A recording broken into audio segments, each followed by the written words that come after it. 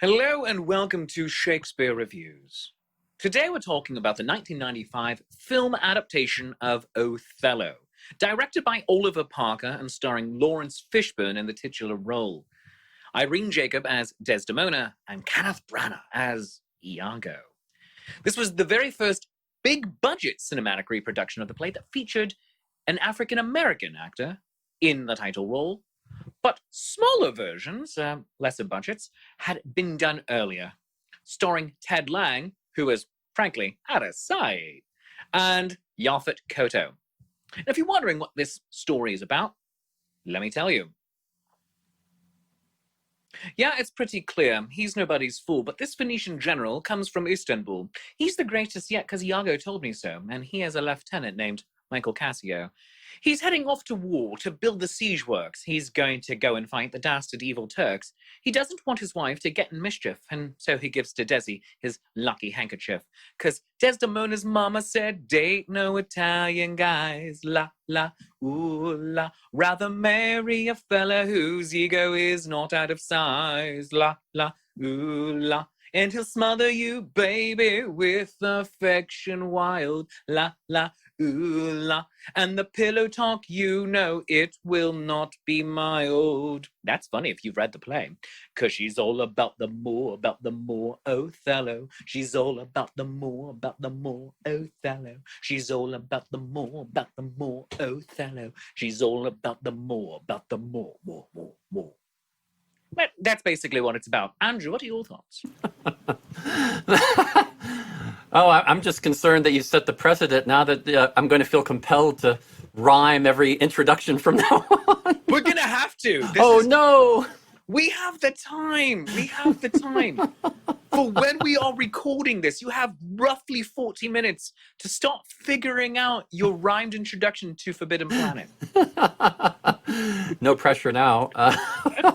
Now the people at home understand our filming process. Right? No, this was an interesting film. Partly because the cast is quite impressive. Some people, famous people in their first film, and others, very notable in other countries, but not so much in the U.S. And really a good, solid cast. Of course, he put Kenneth Branagh on anything Shakespeare related. I mean, how can you go wrong kind of concept? I mean, it's a reasonable assumption. And the formula for the movie was pretty much the same formula they did for Much Ado About Nothing, other than Branagh not directing. And I think that might have been a mistake on this one, because I remembered liking this a lot more than I liked it on this rewatch. Oh, that's a horrible pun. You said more. Ah! Oh, goodness gracious. Come at me, literary nerds. Oh, but no, it's an interesting, I don't know. Let's just start off with Oliver Parker as director. All right. First-time director. Okay, that would explain much. Yeah, doesn't it? In putting something as big as this, now, of course, the following year, Kenneth Branagh did his version of Hamlet. And I wonder if maybe he didn't want to direct this because he was busy with pre-production on that. And that is genuinely an epic. I feel like that's going to have to be a 2-part episode. It might have to be. And we're certainly going to cover that soon. But yeah, you don't really, when you are producing, writing, and directing and a film like that, you don't just, you spend more than 1 year on it, and it is a huge endeavor. So I can see why Branagh was willing to maybe act in this, but not, not direct.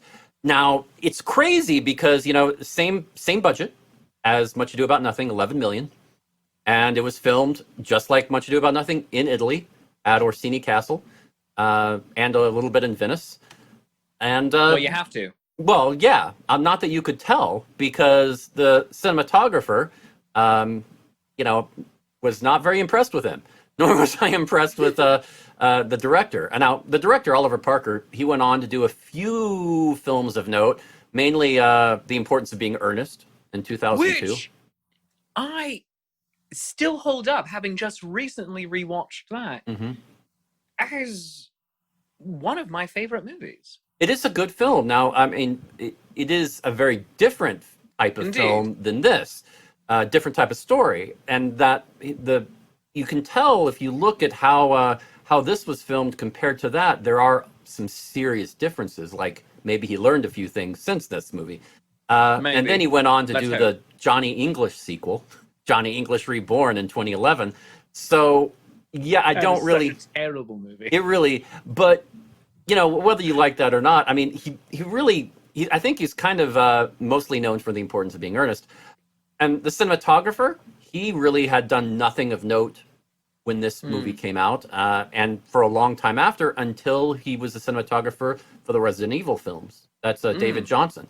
So I'm kind of like, okay, that's interesting. Resident Evil films, totally different, and the visuals there, really nice. So the question is, what happened here? And I think it's just a problem with a lot of first-timers in over their head, by far. And you see a few artistic approaches for camera angles, you know, with a camera movement, going over a cart with a couple inside the cart making love together, and then kind of going down in front of the cart, and you see a guy sitting there, and Iago comes over to him. And, you know, some weird camera motions and movements. But the biggest problem I had with it, by far, was the fact that you're in Italy. You're in Venice. And honestly, you can barely tell. It might as well have been on a stage, because there are so many close shots. No long shots really at all, except maybe for a couple for a few seconds, and that's it.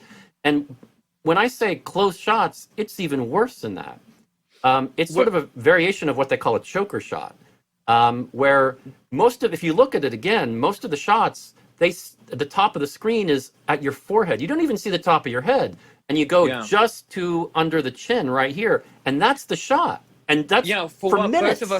For what both of us are in right now, this is a relatively tight medium. I mean, this isn't even a full-on close-up. Yeah. I mean, so yeah, that was odd, and I think I liked it at the time, because when it came out, I want to say ninth grade in high school, and it was Lawrence Fishburne and Kenneth Branagh, and it's just like, oh, this is really good, and the acting carries through a lot of it, but a lot of the editing choices were mystifying to me. Yes, I think that's a very good way to put it. Mystifying. I'm going to steal that. It's really funny though that you on this you say there were some weird, like, first time mistakes that were made on this, whereas a few movies ago, if you're watching all of this in order, good people, and if you're not, that's cool too, because we're really not supposed to reference our earlier work. But we do anyway. I know, right? Is this serialized or is this episodic? You decide. Now, but in another film that we talked about, 10 Things I Hate About You, which was, again, a lot of first-time people, you said that one of your favorite things about it is that brand new energy they all seem to have been bringing to it. And on this, it's like, oh, instead of brand new energy, we're going to bring brand new mistakes. I think it's the concept of beginner's luck. I think some people go into a situation over their head and they try stuff and they are ingratiated with beginner's luck, and it just works out. They take some risks and it paid off. And that's what they did in 10 Things I Hate About You. In this, no. I think they definitely tried. Some of it seemed like art school stuff, that they were just trying stuff out, and it came across that way. Others were just, it was dizzying. It made no sense. I mean, like a scene when Desdemona comes into the main room and does a dance. And we don't even see her dance other than 5 seconds. She comes in, and then there's a tight shot of her like this, like I said, and you see her hands kind of moving like this a little bit.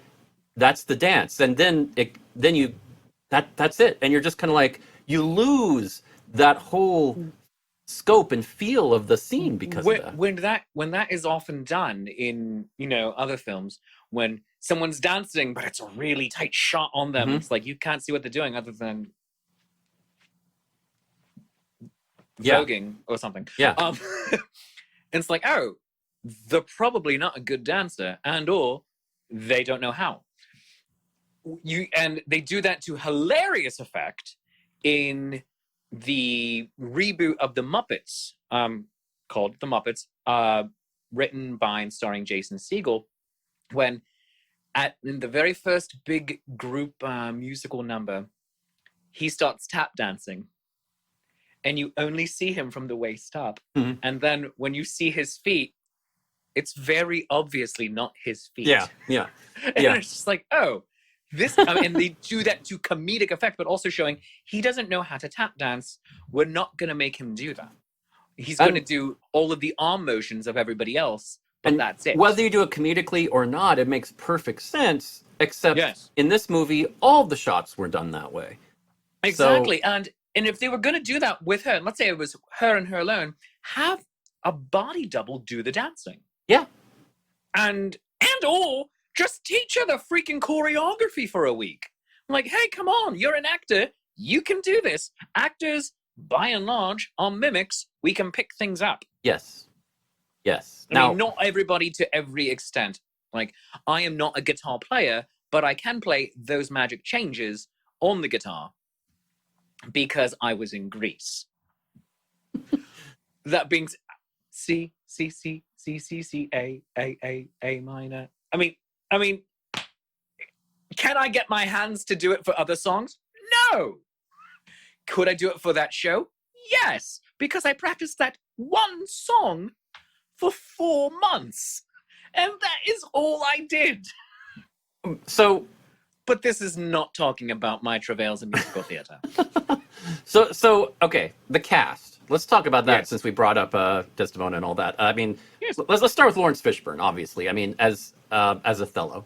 What did you think? You really you thought he was a perfect choice? Not perfect choice, but I thought he was a really good choice. Okay. If you're going to look at other notable African American actors of the period, I think that Denzel Washington would have possibly been a better choice, slightly. That being said, Fishburne was already developing a reputation as being able to play the heavy, whereas Denzel was still very relatively light at the time. Even though he had won the Oscar for Best Supporting Actor for Glory, I think it was, which is not a light film in any way, shape, or form. But Denzel Washington had more of the reputation of being the light-hearted actor. Lawrence Fishburne was more of the dramatic guy. Even though, let us also remember, Lawrence Fishburne was Cowboy Curtis on Pee-wee's Playhouse. He did have an amazing ability to go through diverse roles. And oh, yes. And if you watch him now in Blackish, he is hilarious. He is fantastic as Pops. So Fishburne, I felt, whereas he would not have been my first choice had I been casting it, he was a terrific choice, and I love him in this movie. I think that they do not treat him well. But then again, that's kind of the theme of the play. I totally agree. But I thought he did great. Other actors I would have, from the period, who I would have loved to have seen do it, Andre Braugher, also from Glory. Now you would find him on Brooklyn Nine-Nine. He has such amazing dramatic chops and is actually a Shakespearean actor himself. I believe he's played Othello in touring companies, if I'm remembering everything correctly. He would have been show-stoppingly brilliant. But then again, you're coming up against a director and cinematographer who are doing everything in tight shots. Yes. That being said, Brower might have made that work because he works solely through his eyes. Oh, yeah, okay. I mean, his eyes are so incredibly intense. And so if you would ever put him into sci-fi alien makeup, it would still come through. If this was shot, let's say, 20 years later, and it were made, since we're at 25 years right now, made right now within the last few years, we're not going to go with an African-American actor. We're going to go with a British actor, Idris Elba. Oh, right. Yeah, definitely. Yes, there is no other choice at this moment to play Othello because, again, one of the most brilliant and intense actors available. Very. And also, he has my vote to be the next James Bond. I'm with you on that. You heard it here first. Hot take. Lawrence Fishburne. I mean, he was definitely. I mean, I think they cast him mainly because of his reputation and his name. That's my take on it. I mean, he got his start in Apocalypse Now and was notable. I mean, people remembered him from that. Pretty much, yeah. I mean, that was where he first really got noticed. And then, also, let's not forget Cowboy Curtis. Yes, I mean, Color Purple, then Pee-wee's Playhouse, Cowboy Curtis, and I mean, give him credit for trying out roles that there are a lot of actors who had been, hell no, I'm not going to be on a children's show and do that. But it was a huge hit. I mean, and it was money. It was money in his pocket, so thus it was work. It was. It was a show that was immediately picked up to series. Yes. It didn't have to do, here's the pilot episode, let's wait 6 months, as many shows do. I'm not sure if it was luck or but he seems to have a good eye for getting good parts. I mean, I'll give him that. Like Boys in the Hood and then The Matrix and John Wick and all this stuff afterward. I mean, I mean, he's... Full disclosure, I've not seen any of the John Wick movies. I'm sorry, my heart just died for a second there. I'm sorry. It's one of those things. I'm not proud of it. It's just, okay, yeah. I meant to see them, and I didn't. We all have those films. I mean, there's still one hugely famous film I have never seen, and I Wizard of Oz. No. Lord of the Rings. No, not that. Raging Bull. Gone with the Wind. Raging Bull. Raging Bull. Yeah, I have not seen Raging Bull. It's the only film on like AFI's top 100 list that I have not seen. And I'm not a huge boxing fan. There are so many films on that list that do not belong there. Maybe, but I've seen them all. So, excuse me, just a moment. We can stop recording. We can edit this out. Hold on. Milo, stop scratching at the door. Let Daddy do his job. Daddy is recording for the internet. Thank you.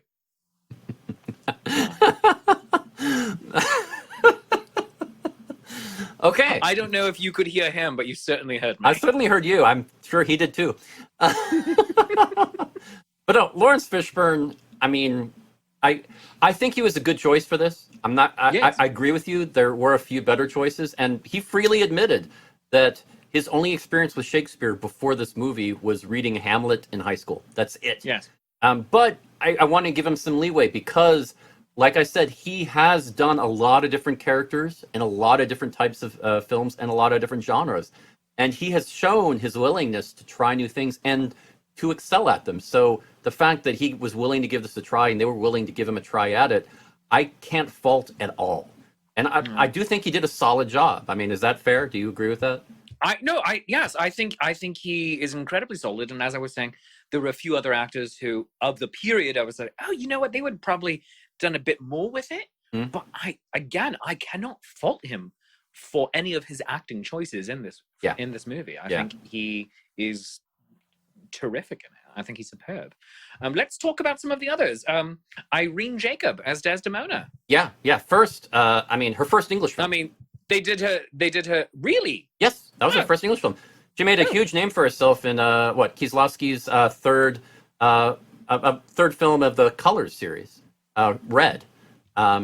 Your breadth and depth of film knowledge is always spectacular and mystifying to me. I love it. I'm obsessed. But Blue, White, and Red. And the third one, Red. And she made a huge name for herself with that before this. Now, U.S. audiences probably only know her from U.S. Marshals, where she played the main love interest in that, the follow-up to the movie The Fugitive.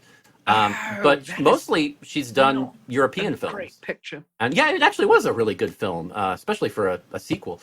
But U.S. Marshals? Yeah. I mean, yes, it had Cypher from The Matrix in it, and he I hate him in everything. Yeah, right. I mean, he is one of those guys that it's like he tunes into the you love to hate him and stuff. But wow, look at us. We are 19 minutes into this review, and yeah, we're still like bouncing around to other. Oh well, that's what we do. That's what we do. But what I mean, our problem? Now you might make the argument that Irene Jacob, she might have suffered because English wasn't her first language. But no, she studied in England for a good while, and I don't want to use that as an excuse because she certainly knew English.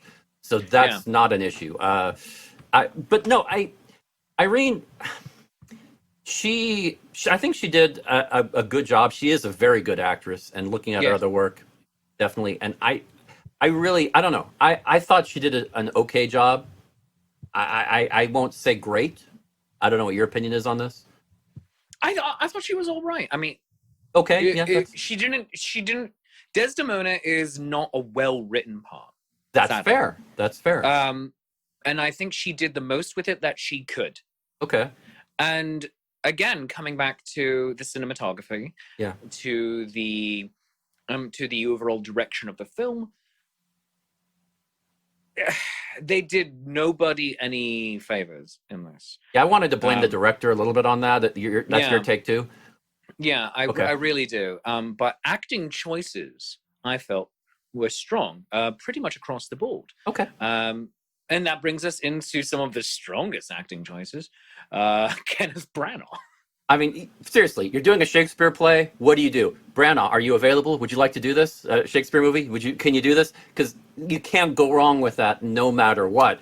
And yeah, I mean, I personally, brilliant as Iago. I mean, this is definitely the shining light in this film, in my opinion. What do you think on that? Yeah, I mean, but to the extent that he's also chewing the scenery. Yeah, right. It's just like, right. Arr. Yeah. But Iago is a little bit of a chew the scenery type of character, much in the same vein as Richard III. They are both characters that were like, oh, you know what? Here's my evil plan. I'm telling you right out, I have an evil plan. Oh, you caught me monologuing. So, which in this case is soliloquy. Say it with me, boys and girls. Soliloquy. Soliloquy is when one person, in this case Iago, is talking to you, the audience, directly, but no one else in the show can hear him. So, Othello, he's plotting against you, but you don't know it. Earmuffs. Now, this is so stupid. I'm too sorry. Branagh is brilliant in this, and there's very little he does as a Shakespearean actor where I don't have that opinion of him. And I mean, there's one where I actually have that opinion of him, but we'll get to that eventually. That's Love's Labour's Lost. But I think overall, yeah, as you said, you can't really go wrong in hiring Kenneth Branagh to play a part in your Shakespearean oeuvre. Yeah, I think, and the rest of the cast, people like Nathaniel Parker as Cassio and Michael Maloney as Rodrigo, and Anna Patrick as Amelia. Yeah, and Nicholas Farrell as Montano. I mean, they Nathaniel, Michael, and Nicholas all came from earlier Shakespeare. I mean, well, mostly from earlier Shakespeare films. I mean, Nathaniel Parker from Hamlet in 1990, Michael Maloney from Henry V in '89, and Hamlet in 1990, playing Rosencrantz. And then Nicholas Farrell actually went on to be in Kenneth Branagh's Hamlet in '96 as Horatio. So that's a lot of Hamlet in a very short span of time. I mean, it definitely looked like the producers and everything, they were padding the cast with Shakespearean style actors and trying to make this work, which really to me says, this really says that it's the director's fault on this for the most part. I entirely agree with you. I mean, the casting department did their job. They did. Now, the other interesting thing is Michael Sheen. Yes. First film. Really? Get out of town. Before he was Lucian in Underworld and Tony Blair and The Queen, or David Frost and Frost Nixon, or Good Omens, or Tron Legacy, or all these great characters that we all know him from. I'm a Michael Sheen fan. I'm a Michael Sheen true believer. This is, honestly, is his first piece. If you like Michael Sheen, you should watch this film just for that, just to see how it started. Because I was not aware this was his first piece. You deep dive on all of this, man. Seriously. I'm like, all right, I'm gonna watch the show and I'm gonna write down my opinions. Some people sleep, and then there's me. Yeah, and you're like, you know what? Let me find out. Michael Sheen was in this. Oh, let's go down his filmography. I have to rewatch everything in order to have a conversation about Othello. Yeah, well, naturally. Because, I find that interesting. I love you. I genuinely love you without reservation. Well, thank you. In Shakespeare plays, saying that does not make you uncomfortable. So, which is always a good thing. There you have it. No, this is, I mean, I think the cast was just phenomenal in this. And there were a few minor, maybe could have been better, but I didn't really see anybody who sucked in this. I mean, cast-wise, did you? I mean, nobody jumped out at me that a really weak link.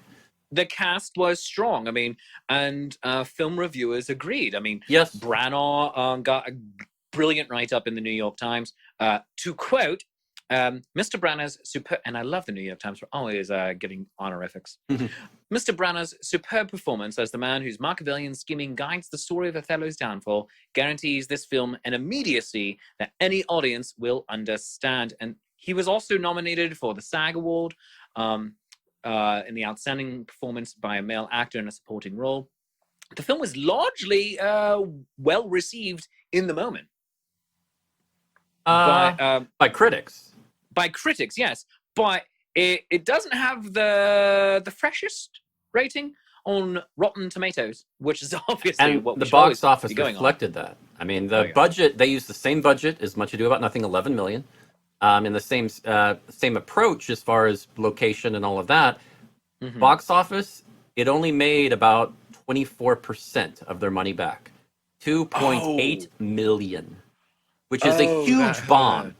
Oh, that hurts. When you're talking about the mid-90s with only an $11 million budget, and you come back with that, this should have been able to make $40 million.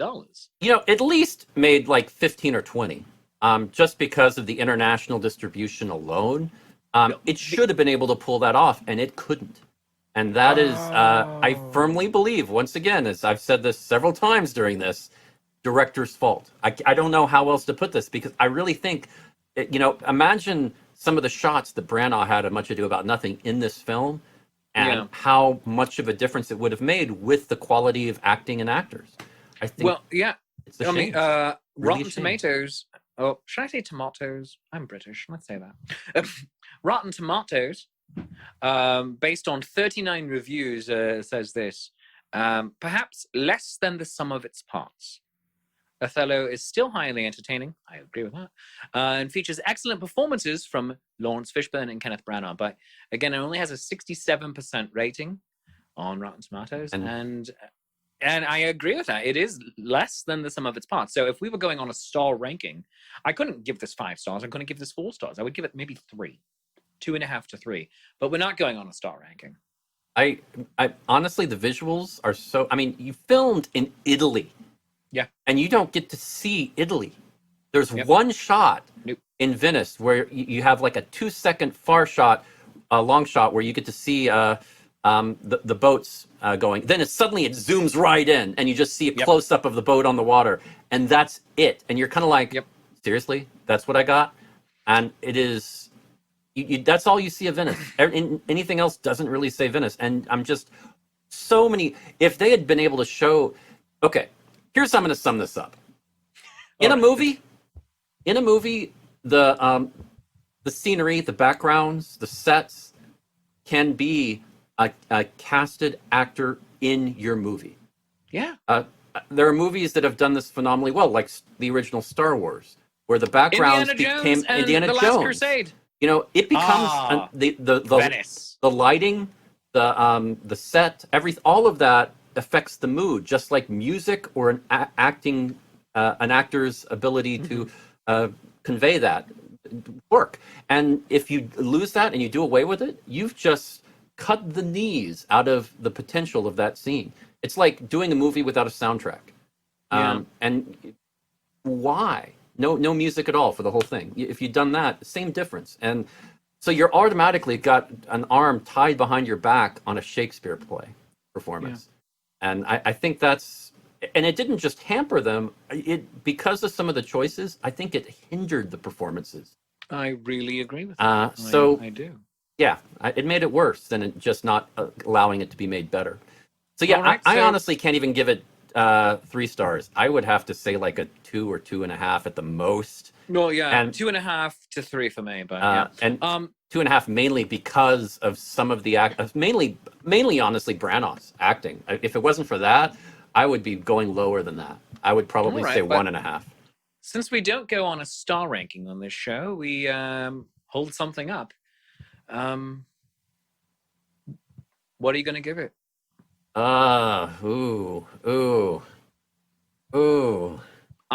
still recommend this. I'll go first then.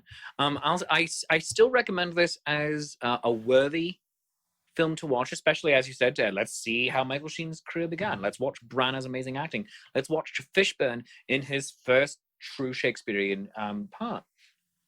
So I'm still gonna give it one handkerchief. Here it is. Here's Desdemona's handkerchief. I'm still doing it. One handkerchief. I'm actually not going to give it a handkerchief. Ooh. And see, that will allow this film to have basically a 2-star review. I can't. I just can't. I mean, I think if you really want to see where Michael Sheen started, I mean, watch it. It's worth it for that. I mean, yes. if you're a Michael Sheen fan, cool. You know, if what's wrong with you? Well, if you're Lawrence Fishburne fan, you know, hey, okay, it's not his best work, but he's okay. You know, if you just love Shakespeare, which if you're watching this show, you probably are. You probably do love Shakespeare. You know, maybe it's certainly, like you said, there aren't really that many Othello movies of high quality. So no, there's not. The problem is, considering their budget, I don't really think this is a high quality version either. No, it's not. In many ways. So it's tough. We are damning this with faint praise. It's tough. I mean, I'm kind of on the fence. You know, I wish there was a better version. And honestly, I think there are a few better Othello versions out there that we will review. Maybe not directly, you know, loose adaptations, Othello versions, but I honestly think some of those are much better than this film, in my opinion. Indeed. So Indeed. I would rather recommend those than this, honestly. Right. I think this is a walk by that handkerchief that's dropped on the ground and keep walking. It's not worth picking up. Hey, there's a handkerchief over here. No, I'm busy. No, I've got better movies to watch. And that is what you should do. That's what Othello should have done. Yes. He's like, I think so. I'm so. Good. I mean, the box office, I think, speaks volumes. People were not impressed at the time. If you love Shakespeare, hey, it's worth seeing. Michael Sheen, sure, but otherwise, no, pass it. All right. Well, there you have it. Damned with faint praise. And I think the Rotten Tomatoes review of it, I'm saying perhaps less than the sum of its parts, sums that up. But friends, this has been another episode of Shakespeare Reviews on Life's Affair. Please go follow Life's Affair everywhere on Facebook, on YouTube, Instagram, Twitter, follow it in all the places. Support the show by becoming a Patreon of the arts at patreon.com/lifesaffair. Because if you've enjoyed watching this show half as much as we enjoy making it, we obviously enjoyed it twice as much as you do. And that's called math. And you can follow me on all the things: Facebook, Shakespeare Approves; Instagram, Shakespeare.approves; Twitter, Shakespeare Approves; and YouTube, Shakespeare Approves. And you can also become a Patreon of my arts at patreon.com/Shakespeare. Andrew, where can they follow you? Oh, you can find me at facebook.com/Irish Bard and theirishbard.com and patreon.com/Irish Bard. Fantastic. Until then, friends, just walk past that handkerchief. I mean, you don't need to pick it up. You don't need to think anything's funny. But we'll see you next time. Because she's all about the moon. Othello.